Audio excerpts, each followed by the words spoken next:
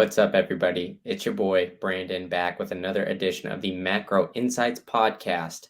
But first, before we get started, a little disclaimer. I am not a financial advisor, and the guest is not giving financial advice. So everything you hear on this podcast is strictly opinion and should not be taken as financial advice.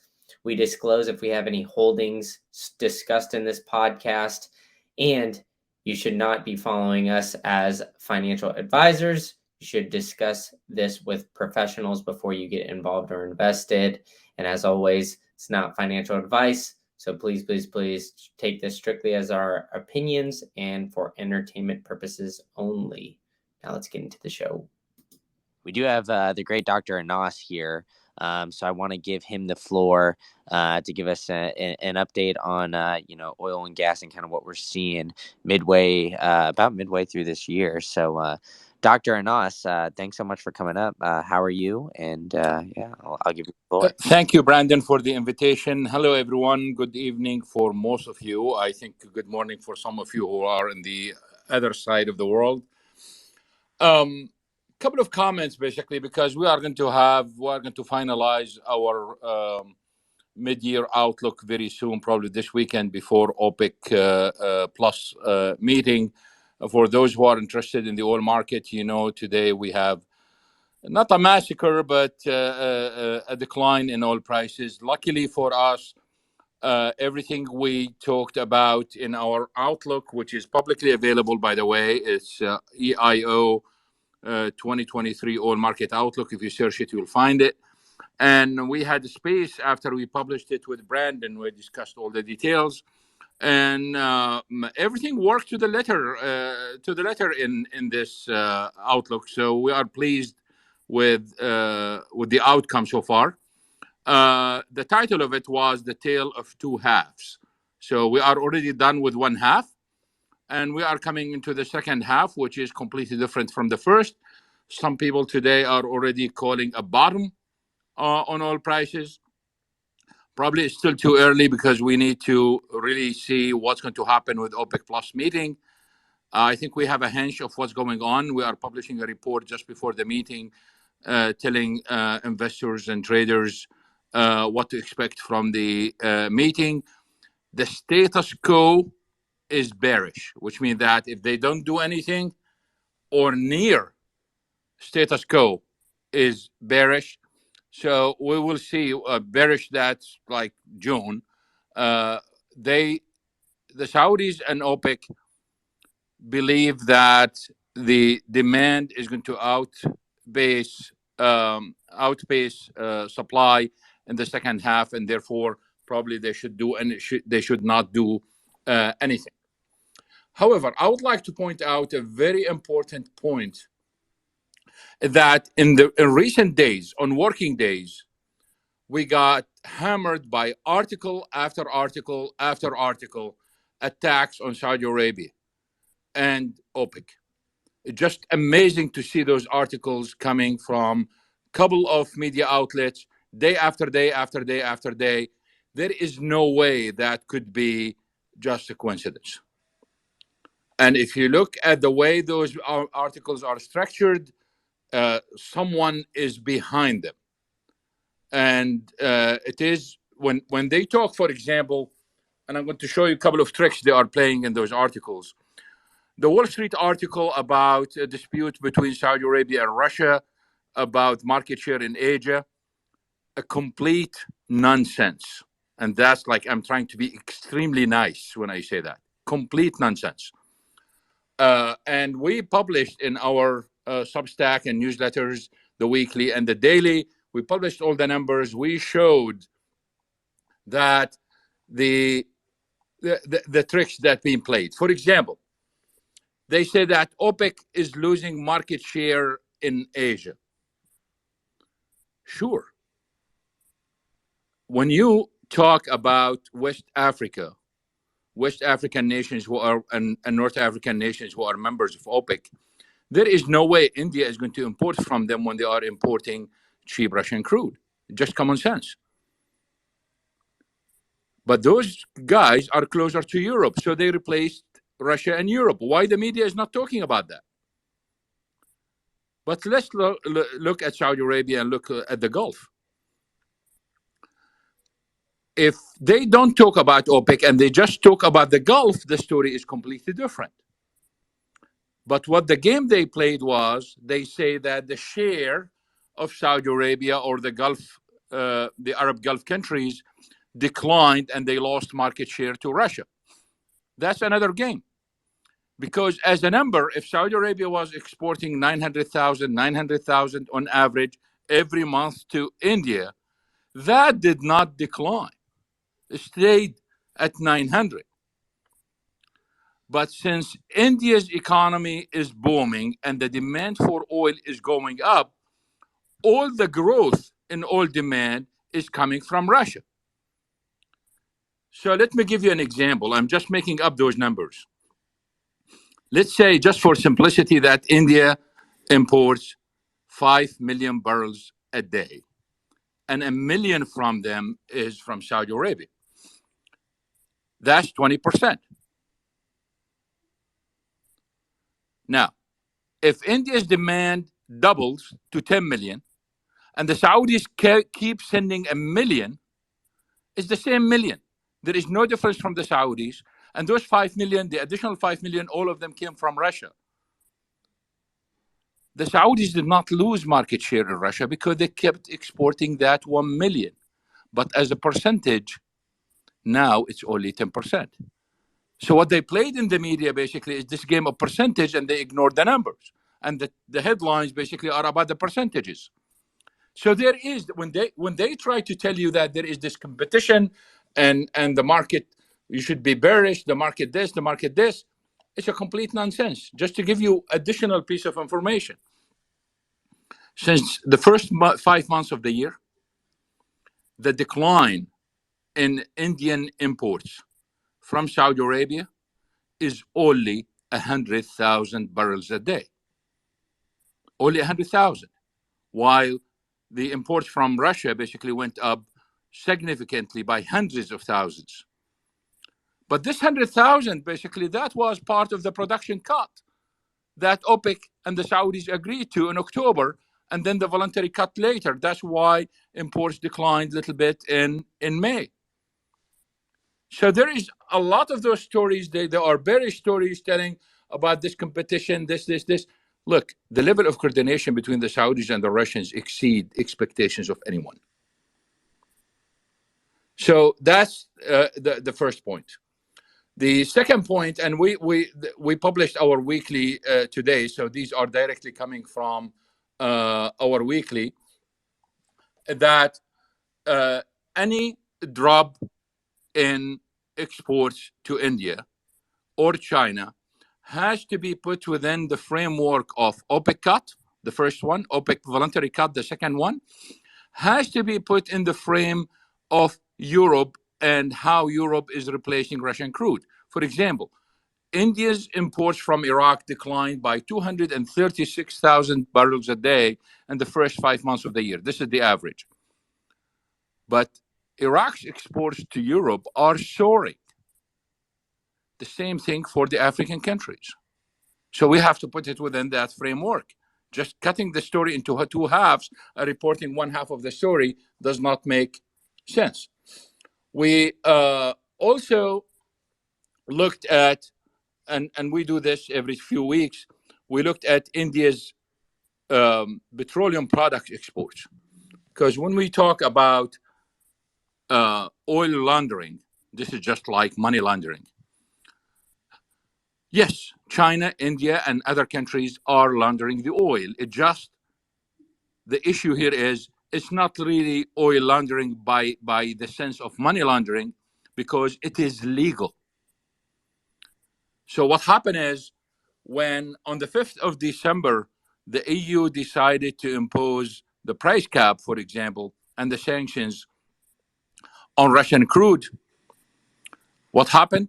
The Russians basically shifted their crude to India and China and other countries. Those countries have refining spare capacity. They refine that oil and they send those products back to Europe. This is perfectly legal. Why?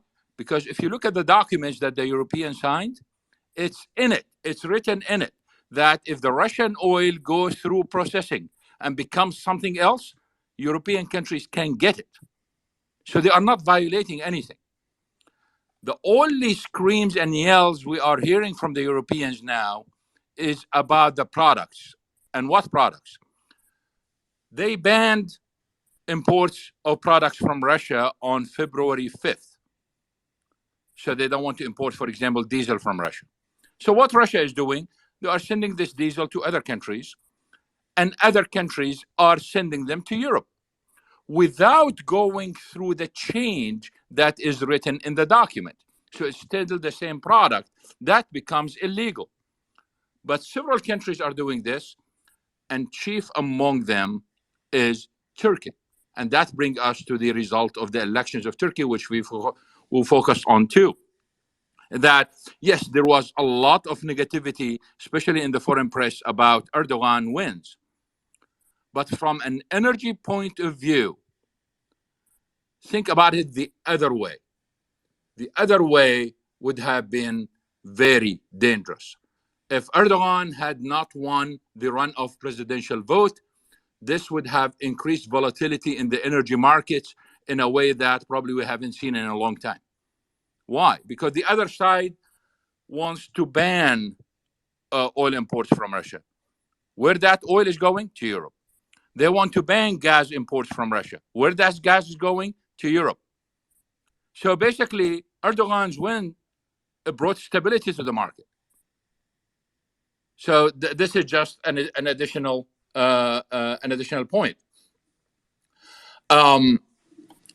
We have additional points I would like to talk about that the IEA released the energy investment report last week, and in it there were some shocking data. When I say shocking, I'll explain to you why it was shocking. Despite promises of declining cost of renewables and batteries and electric vehicles, all these things, the IEA, the promoter of green energy, the promoter of electric vehicles, admitted in its data that the cost of renewable energy and the cost of batteries and the cost of electric vehicles has been going up in the last 2 years. And based on our estimation, they will continue to go up. That's going to change the whole landscape when it comes to forecasts. Why? Because all the forecasts are counting that decline, which means that increased market share. The bottom line of this is we are going to have an increase in demand in oil, gas, and coal that is not being counted in any outlook, of course, except ours. So this is one issue. The other issue they raised was all the investment and all the bragging about investment is heavily concentrated. So yes, global climate change is a global issue and need to be solved globally, and we have to go to COP meetings every year and commit to this and commit to this. But most of the spending is coming from about 4 or 5 countries, and that's it. And here is the other shocking information. Most of it is coming from China. It's not from Europe, and it's not from the United States. And that's the IEA information. And one of the shocking issues about the report, and I will end with this since probably there will be some questions, that the IEA posted the profit of the oil and gas companies, and they said in 2022, the profit of the oil and gas industry in the world reached a record high of $4 trillion. $4 trillion. What is the problem with that? 2 problems. The first problem is all of a sudden they forgot that they have to do it in real terms when they do comparison among years, not in nominal terms. But when it came to oil and gas, they did it. When you look at the cost they did for renewable energy, they did it in real terms. So why in one page you have it in real terms, and when it comes to oil and gas, you have it in nominal terms so you can exaggerate the numbers? And the second one is they are, and this is what really funny, they are complaining that they made massive profit and they give that profit to investors.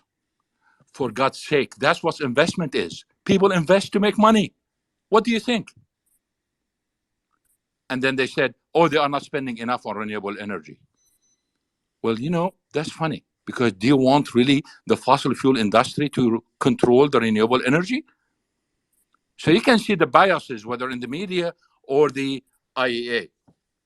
And when we talk about those billions and trillions, etc., here is another fun fact from the IEA report. The IEA and everyone in that field basically been telling us that, look, we have to subsidize solar, we have to subsidize wind, we have to subsidize batteries, because once they grow and cost goes down, we don't need those subsidies anymore. And they will be competitive with others. The first fact from the IEA is the cost is going up. The second fact from the IEA, they said that the grid will not be ready for carbon neutrality unless governments keep paying subsidies and providing incentives. And they calculated the shortage. And listen to this.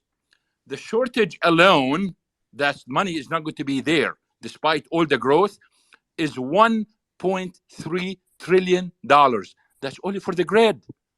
We're not talking about anything else. 1.3 trillion. And for the grid to be ready, we need 3.9 trillion. And then we heard today that for China to be carbon neutral, we need $38 trillion. For China, $38 trillion. So what is that $38 trillion? That's double the GDP of China. Double. And the population of China, as you know, is the largest in the world.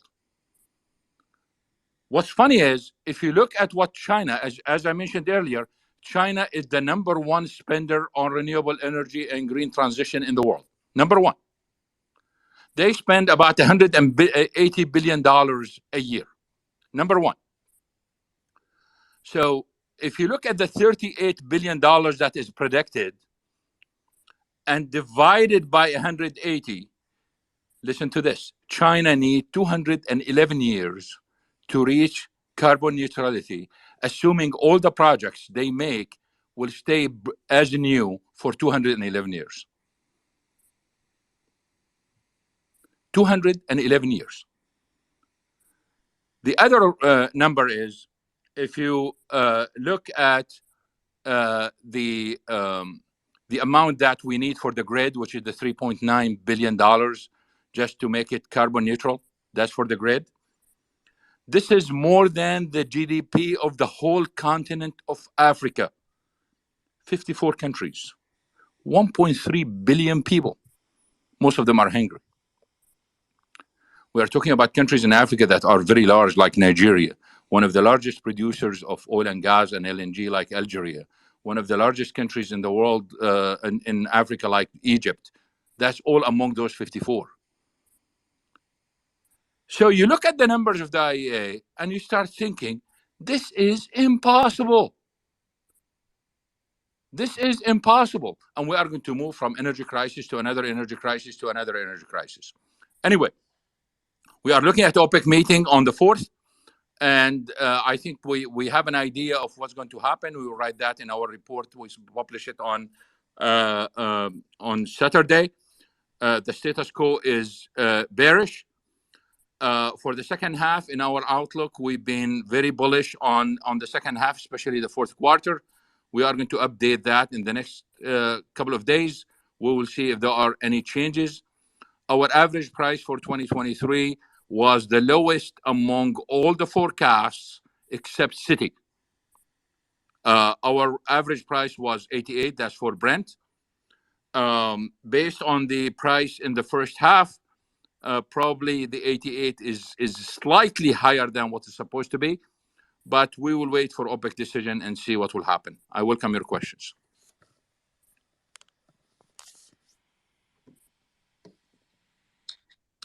Wow, that was great. I really appreciate you breaking that all down. But you said that you've been bullish, and then now you're kind of shifting towards bearish towards the second half of the year. No. Sorry, I'm sorry to interrupt you. No, I'm not saying that.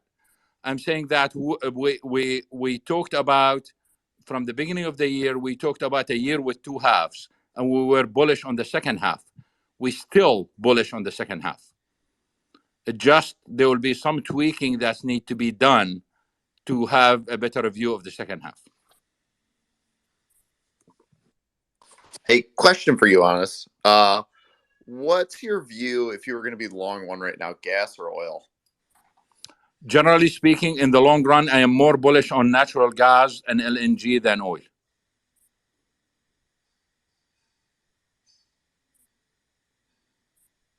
All right, we had Oil Trader who's come up. What's up, Oil Trader? You got a question for Dr. Anas? Yes, I have just a question around, like, I guess, opportunity for OPEC Plus. So if we think about sort of the 2014 event and I guess March 2020 as well, I mean, do you think there is an opportunity, a window for OPEC to target, non-OPEC country productions, in the sense that, capital cost has increased. Generally, there's less capital available for drilling, so they could really go for market share by maintaining supply today and then just pressuring price to a point where it sort of structurally destroys output potential for those countries. Okay. I hope I'm not going to take a long time answering this question because it is a very important question, but the answer is too long. Let's go back to 2014 and look what happened. The general impression among people that Saudi Arabia couldn't agree with other OPEC members, and then they did flood the market, and they want to really avenge the U.S. shale production, and they did not like it. They want to reduce its production. Here is the problem.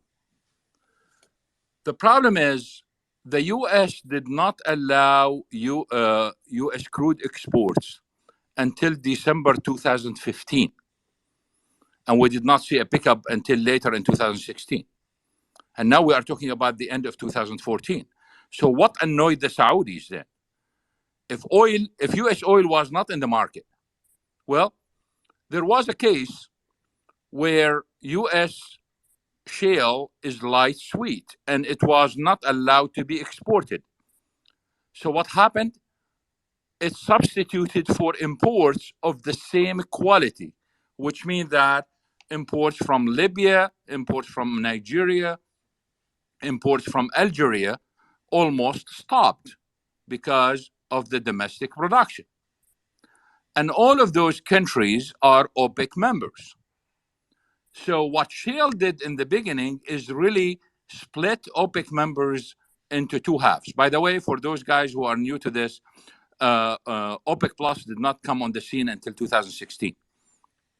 So we are talking about OPEC now.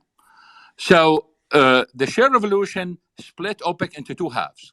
Those who lost market share in the United States, and they are the exporters of light sweet crude to the United States.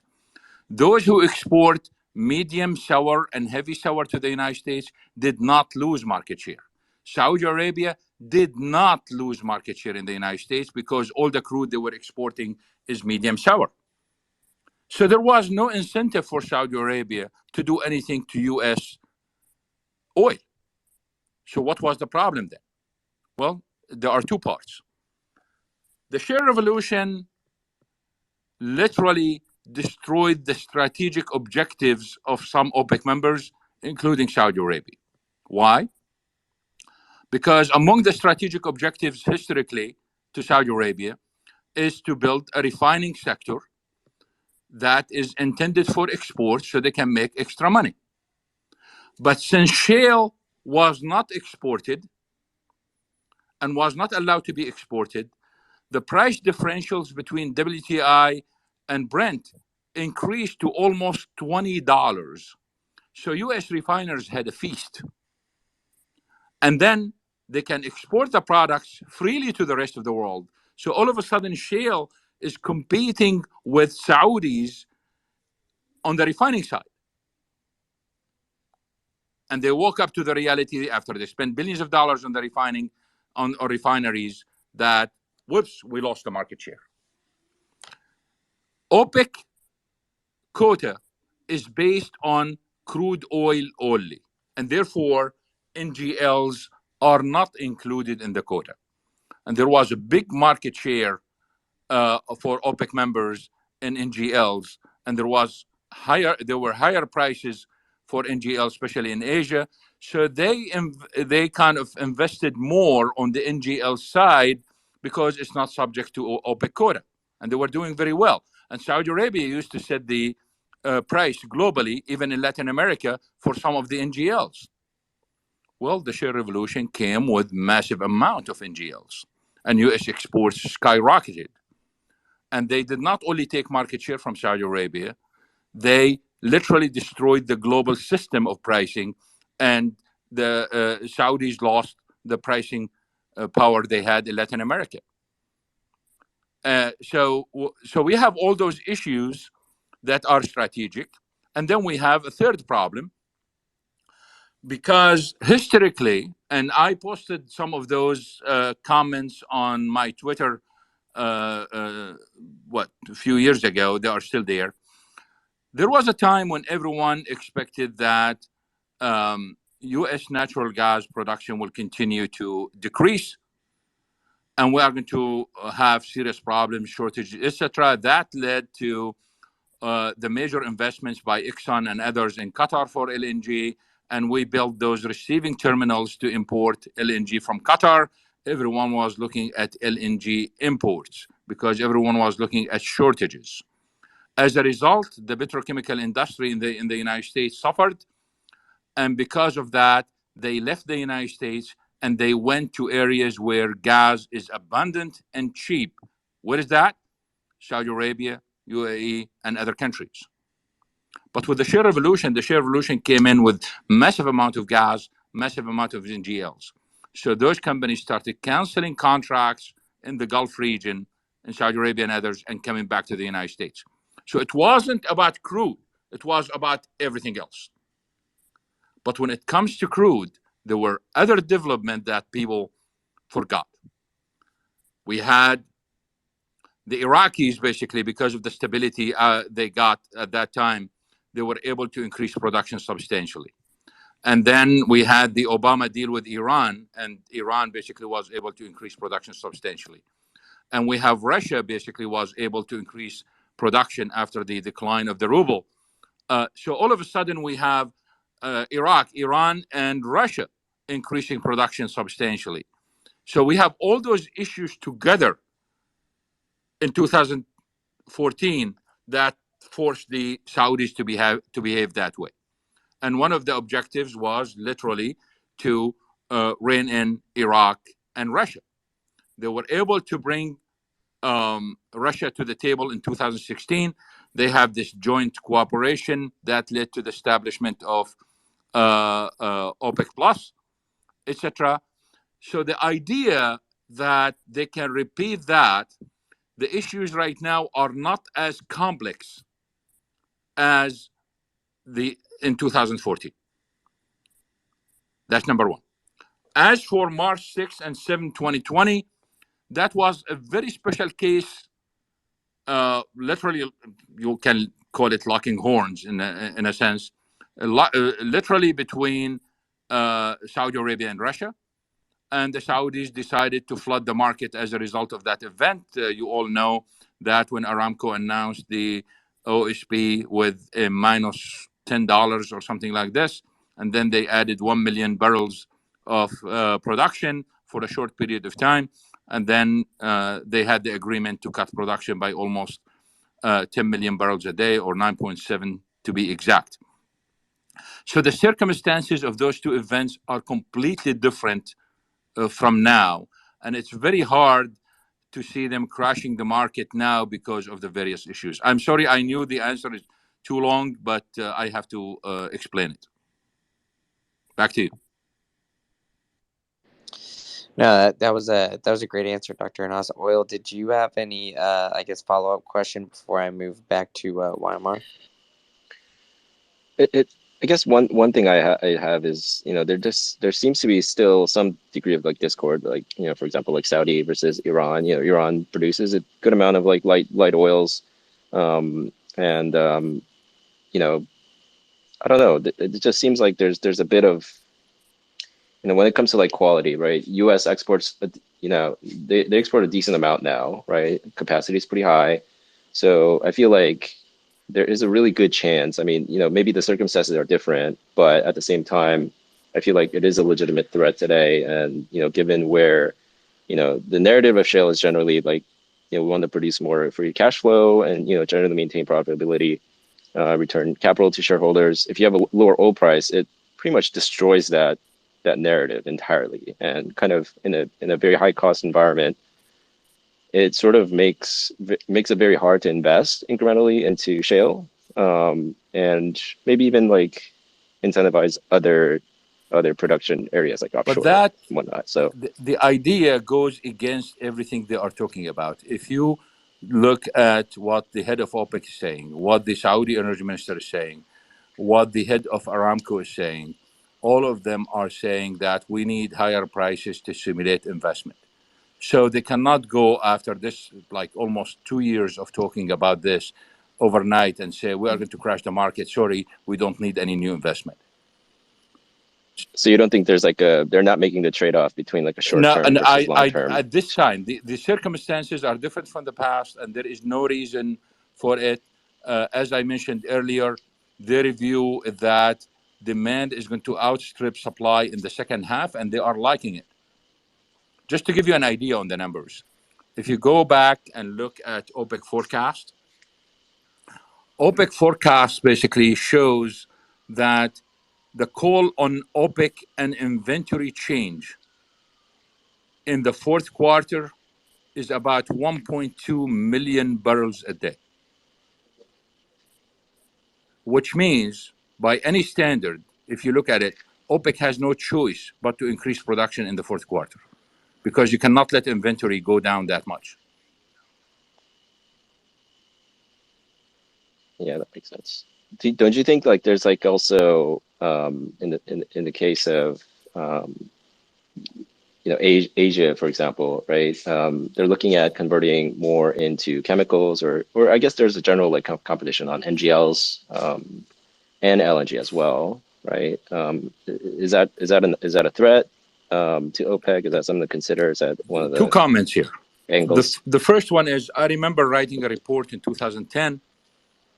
And in that report, basically, we had a major prediction that in the coming 2 decades, we are going to see a movement from competition in crude to competition in products.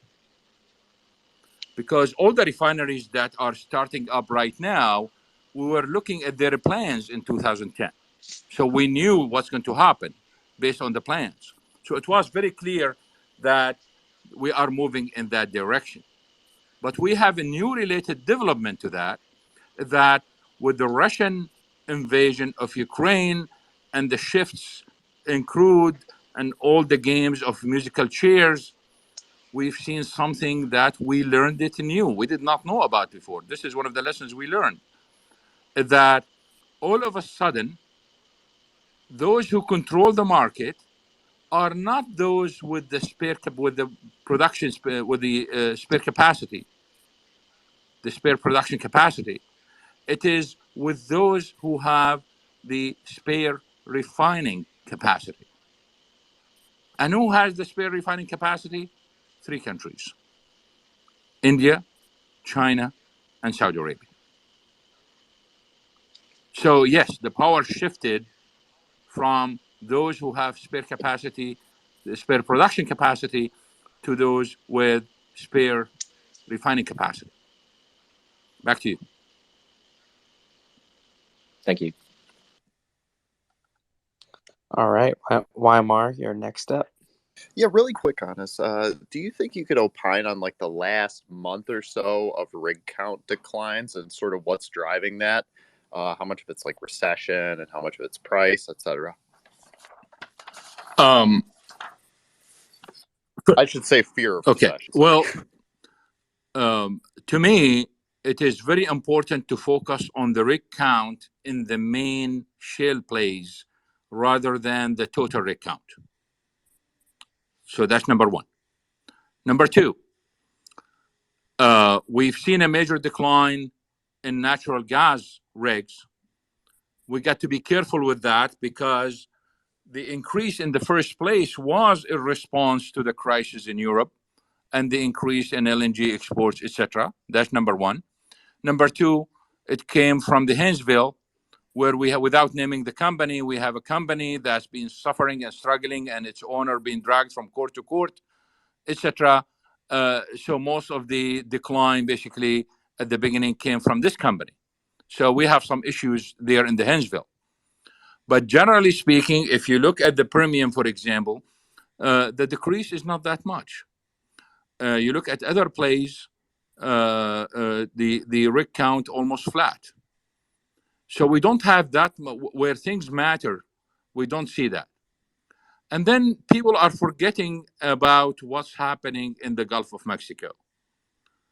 The rig count went up from 4 to 20.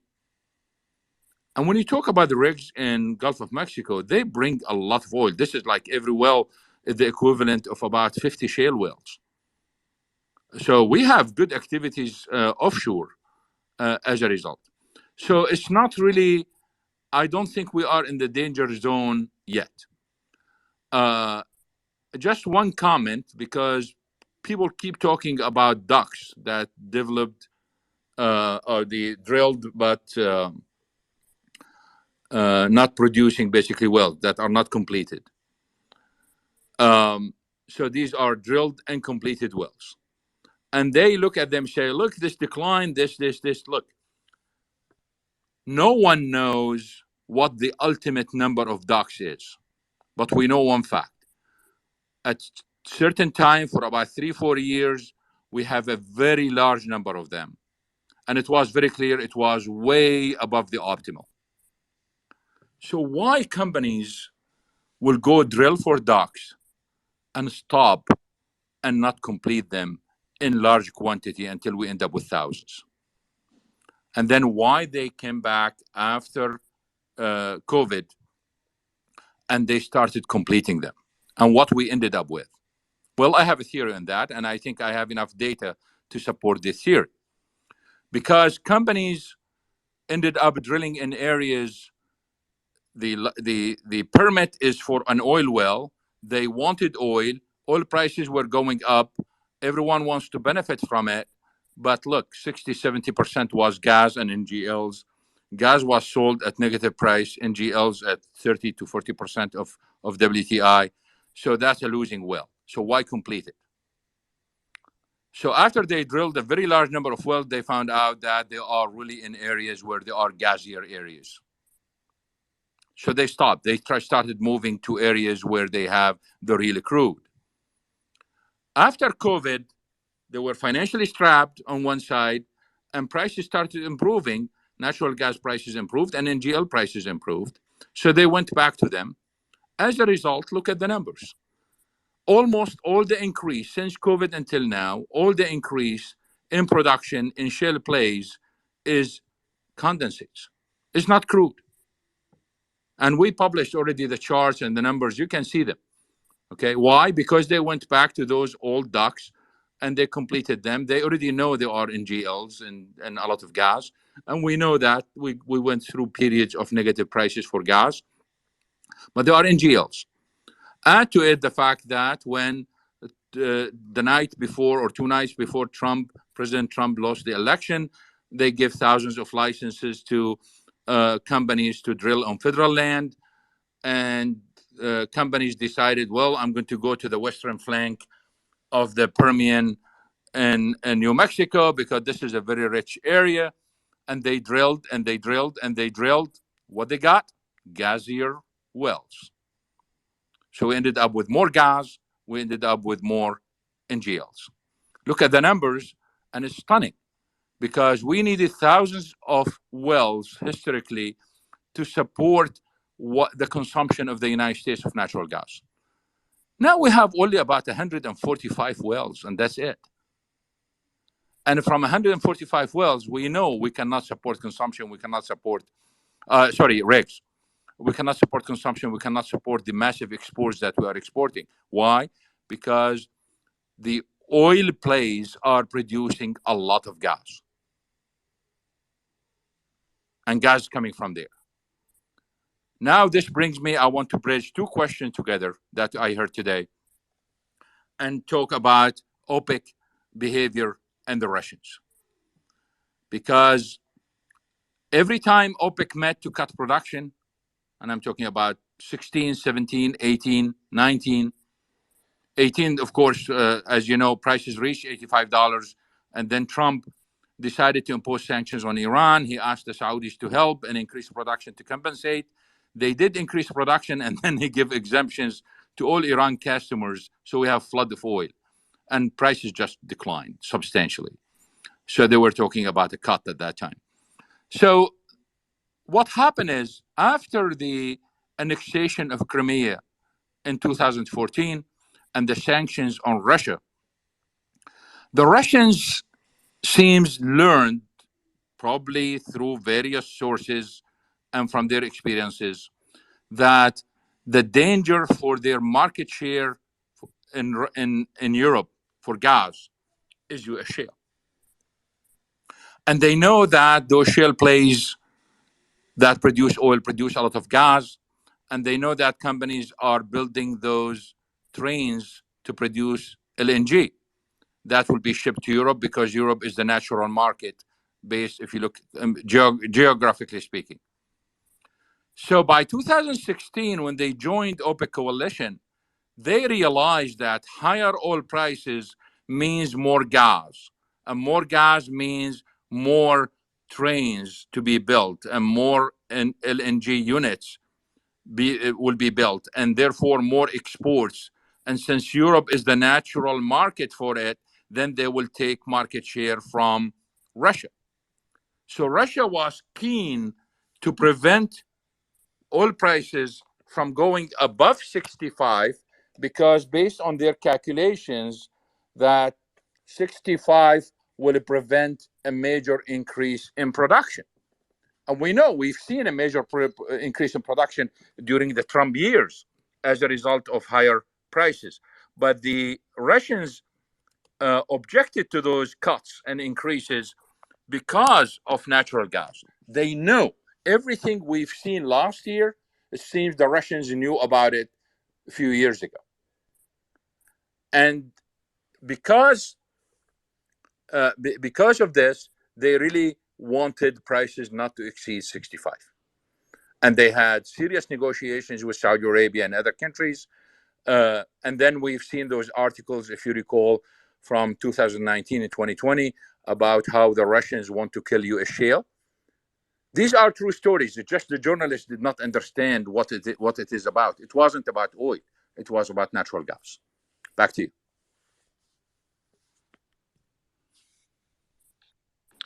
All right. Awesome stuff, Dr. Anas. We have a few more questions here. Next, Storm City. Welcome to the stage. The floor is yours. Hey, thank you, Green Candle. Great space. Thank you, David and Dr. Anas. Always very insightful, thorough, concise, very we're very grateful here in Texas for the investment dollars from the oil industry. I mean that from the bottom of our heart. Worked in that industry, have a lot of people that I know that work in that industry out in East Texas. My question is for the SPR, just your thoughts, and just wanted to see how you view the SPR and what they may or may not do. Okay. We have a video on the SPR. It's a 30-minute video that we produced last year that explains everything. And it has several predictions. Luckily, all of them materialized, including the withdrawal of the 26 million barrels this year. The first fact about the SPR is withdrawing the SPR or withdrawing oil from the SPR is additional supply. It is a mistake to put the SPR numbers with the commercial numbers and show a major decline in inventories, because the SPR is not an inventory in this sense. It is just additional supply. So that one, and I think many people missed on that and they lost a lot of money. The second point about the SPR is the experience we had in 2022 with the Biden withdrawal. despite the Republican rejections, despite all that stuff that Republicans are talking about. uh, um, it is very clear. It is for someone who taught energy markets and energy economics and energy policy at top schools in the United States. I can tell you without any reservation that this experience is a life-changing experience for U.S. policy, U.S. foreign policy, U.S. energy policy. It just changed the whole concept. The first article I wrote about the SPR was in 1992. And I wrote an article later on, basically collecting all the views of the experts on the SPR. And I can tell you the experience of 2022 changed everything. And if some of those experts are still alive, they would have changed their mind. Why? I did research during the George W. Bush years, after he decided to build the SPR to 700 million after September 11th. And some of the results basically being shared with officials, that if you really want to use the SPR and make it successful, you have to do a couple of things. One of them is you have to release a massive amount, and the statement that comes with the release is extremely important. Historically, the failure of the release of the SPR, because the amount was very small, 30 to 60 million only, which is nothing. And the statement was very kind of generic statement. What you need to do basically is you need to release a massive amount and come up with a statement that I will keep releasing oil until prices go down. And woke up one morning, and here is Biden doing it. He did exactly that. Now look at the impact. I have a thread, and I have a couple of articles on this. The thread is on Twitter for those who are looking for it. All you got to do, just search for my handle and plus SPR, and you will find that thread. It's on the cost of the SPR. The first fact is every barrel that's been released from the SPR and sold at 95 to 100, that's basically the average price that's been sold at, was sold at a loss. There was no profit. Literally, if you are looking at it from an accounting point of view, every barrel they lost, the taxpayer lost money. But now let's look at the economic cost, or the economic benefits, if you want to look at it that way. First of all, it did prevent prices from going to 140 or higher. So count that. Count the benefits to the economy and what would have done to the inflation and other things, including a recession. But it did not happen only to the United States. It happened to the world. The whole world benefited from that release of the SPR because it prevented oil prices from going to 140 or higher. So we know in terms of accounting costs, we lost money, and it's massive amount of money. And the numbers are in that thread. But once you start talking about the economic benefits and you start looking at foreign policy benefits, you see that this was one of the best releases and probably one of the best decisions Biden made. Here, I would like to caution those who are against Biden on the release of the SPR. Here is why. Because Trump wanted to release more than what Biden released. That's a record, you can search it. And Republicans wanted historically, when Newt Gingrich was in Congress, they wanted to abolish the Department of Energy, and they wanted to abolish the SPR completely. So don't take a political view on it, because you'll be nailed on it, because Republicans wanted to take the SPR off completely in the past. Even when Rick Perry, the governor of Texas, was a candidate, before he was a candidate, basically, he wanted to abolish the Department of Energy, whom he ended up heading later on, because he was the Secretary of Energy during Trump. So Republicans wanted to get rid of the SPR before anyone else, and it was clear, and this is the final comment on the SPR. They wanted to get rid of the SPR before the shale revolution. Now we have the shale revolution. The shale revolution added about 8 million barrels a day. 8 million barrels a day of light sweet crude and above. Why do you need to store light sweet crude when you have 8 million coming out of the ground every single day? Because the SPR is a stock, is not a flow. So the best way to look at those 8 million is multiply it by 365 to see what the stock in a year and compare it to the SPR. The SPR is nothing compared to that amount. So we don't need light sweet crude. That's why you see all the withdrawal that we had in the 26 million is coming from the light sweet. We don't need it. And people since 2014 in the Congress and the Senate were saying that since we have the shale revolution, US production is increasing, we don't need a large amount in the SPR because it is costly. It costs hundreds of millions of dollars to manage every year.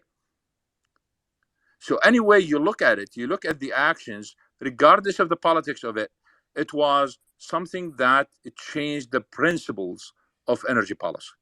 Back to you. Awesome answer, Dr. Anas. I appreciate you giving that that update.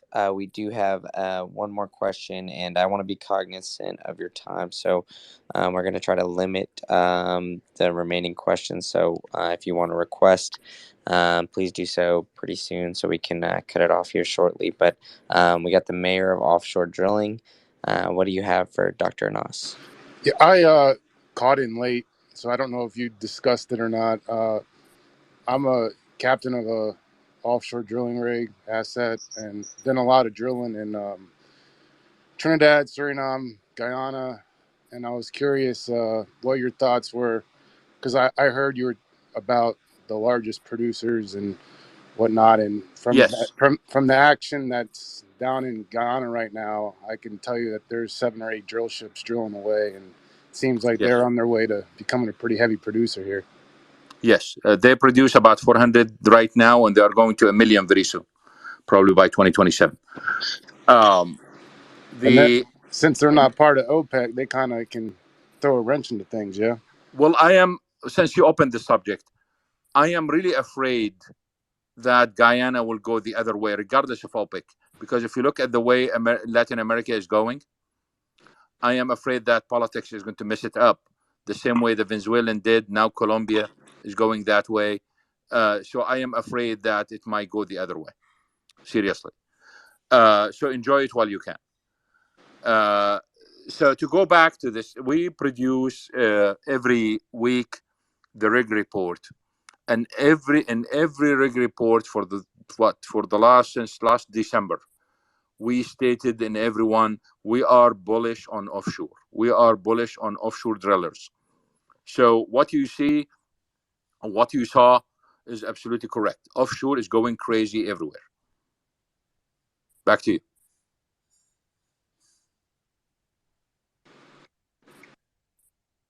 Yeah, I would just add that I I agree with you in the fact that from 2014 to I'd say 2021, maybe 30% of offshore drilling ships were actually drilling, and I don't know when it's going to be, but they did not. Um, we have not drilled nearly enough, in my opinion, in order to keep the supply enough in the future. And at some point, I think it will catch up because um, I talked to a lot of the company men that we drill for and whatnot, and this was back in 2017. They said there had never been 3 consecutive years of not raising the exploration budget, and it got worse after 2017, and of course COVID happened and almost everything shut down. But I agree with your assessment.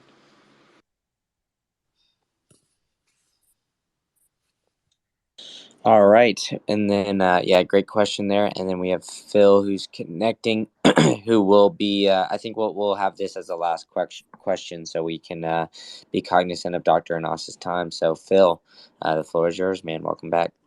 Hey, everybody. Hey, Dr. Anas. To follow up with Storm's question, if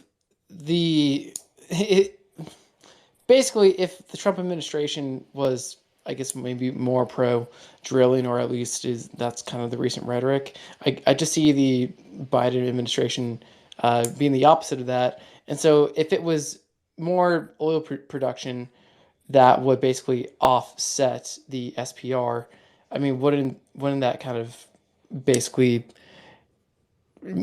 disable us from even having to think about using the SPR if we basically just drilled more? No, what I said about the SPR basically because I was mindful of time, I mentioned only half of the story. The other half, the lesson we learned, is that what you want from the SPR. It is very effective policy. It's a very effective energy policy. It's very effective economic policy. It's a very effective foreign policy if you do it right. Now, how you are going to do it? Well, what do you import? If you look at US import by API, by gravity, everything we import today is medium sour and heavy sour. We don't import light sweet. So if you are worried about any problems overseas, what you want to build SPR with medium sour. That's where the disruption is. That's number one. Number two, where is the other disruption? Hurricanes in the Gulf of Mexico. Well, what type of oil we produce in the Gulf of Mexico? Medium sour. So the answer is very clear. What you want to do is lower the light sweet SPR and increase the medium sour. But you need to look for the optimal size of it. We haven't seen studies yet. And I do emphasize the idea of optimal because this is where a lot of people are missing the point. What is the optimal size of the SPR in terms of size and quality? Number one. What is the optimal number of DUCs, drilled and completed wells? We don't know. We need studies on that to find out what it is. So we need to find the optimal of many things. And the reason why we are not doing it, because we have so many companies. Oil is owned privately in the United States. The only country in the world, basically, where oil is owned privately this way is the United States. In other places, yes, but there are some kind of rules to who owns the land and how to do this. But here in the United States, it's owned privately, and I can look from my window, and there is 900 feet out of away from my house, there is a gas well, and it's owned privately, and I make money out of it because they drilled under my property. This is the only place in the world where this happened. So the idea here is that we have too many companies, so the coordination is very tough and very hard to reach an optimal. A company like Aramco, for example, Saudi Aramco, it's one company, one CEO, one board. They can control the whole country and they can optimize. But you cannot do it if Aramco was 10,000 companies. Back to you. Appreciate that. Thank you for your time. Awesome. Well, that was great back and forth there. Dr. Nas, do you have time for one more? I'll take one more. Just a quick comment before that. We are going to we release our weekly Substack on Mondays and the daily reports every day. But before OPEC meeting on Saturday, we are going to release a special report with some information which I believe is unique and does not exist anywhere else. So wait for it.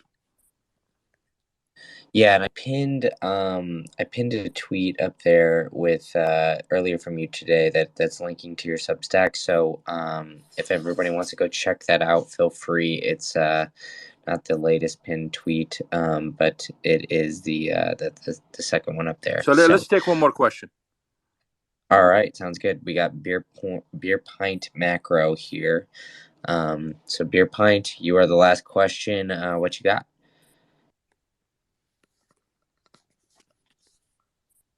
Beer pint macro going once.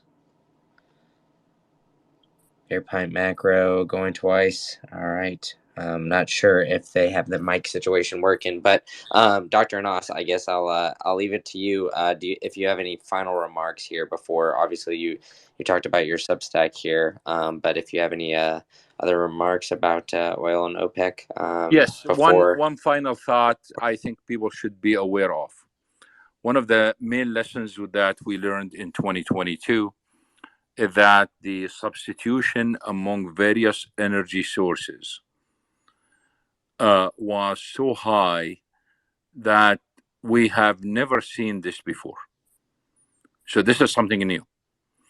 And this summer, if we end up with a heat wave in Europe and Asia, we are going to see the same thing. We are going to see substitution among various sources. So what happens when you have a heat wave? You have a heat wave because you have no wind. And if you have no wind, that means you cannot get electricity from wind turbines. So wind is almost zero. Renewable energy is zero. So what is the substitute? The substitute is going to be mostly natural gas. And Europe is not getting enough gas from Russia, but they need to import LNG. China wants that LNG. India wants that LNG. LNG prices might hit another record again. But once they reach that high, then countries like India cannot afford it anymore. Then they will revert to coal. Well, coal will be expensive because of the substitution. So they will revert to the dirty coal. So you can imagine what's going to happen to emissions and climate change issues, etc. So this substitution is working in a way that's kind of very, very strange way that we are still learning how it works. But here is the problem. The problem is with such heat wave and the demand for power increases substantially, history tells us we end up with power shortages, blackouts, brownouts. We've seen it in California here in the United States, sometimes in Texas. But it's very common in India and China and the Middle East. And what happened when you have blackouts and brownouts? The demand for private generation increases. And what does private generation use? Private generation uses mostly diesel. Sometimes they use some other liquids like LPG or others. So the demand for petroleum products is going to increase. The only problem, and that's another lesson we learned from history, is we don't know about this demand until it happens. And therefore, we know about it after the fact. Now I'm telling you about it before the summer, that this might happen, and you will see increases in oil prices and increases in the price of certain products, and people are shaking their heads because they don't know why. It's power shortages. Thank you all, and I really appreciate the opportunity today. And Brandon, thank you very much for the invitation. Is Beer? I see the microphone open. No, he. I think they had to. I dropped him down from speaker, so I'm not sure I if see that's him there, so that's why. Okay. Yeah. All right. Yeah. Yeah, it wasn't working, so maybe he's having some technical difficulties, or it's Twitter. Since we are talking about beer, let me end with this joke, if you don't mind. Go for it, Dr. All right, Anas. it's about beer. We did a study a long time ago when I was teaching at the university in Ohio about the gasoline prices, and we found out that gasoline is cheaper than any beer. And students and researchers basically complained that you cannot compare beer to gasoline because the quantity is different and the need is different. So we did conduct some research to find out how beer is consumed. And we found out the following, that for every gallon of gasoline consumed, 3 gallons of beer are consumed on U.S. campuses. Checks out. Yeah, that checks out. That's awesome. You all have a great night. All right. Thanks, Dr. Anas. Yeah, and just to reiterate, everybody check out his Substack. It is linked at the top. And yeah, follow Dr. Anas if you're not already for great updates on oil and gas. Also, I'll try to clip the audio and I'll post it on my YouTube, so we can get this past hour or so with Dr. Anas on there. So and clips from earlier as well. So Dr. Anas, thanks so much. And thank you, Brendan, for hosting. Thank you very much, Dr. Anas, for that synopsis. It was really appreciated. Yep. Thanks, everybody, and have a great rest of your night.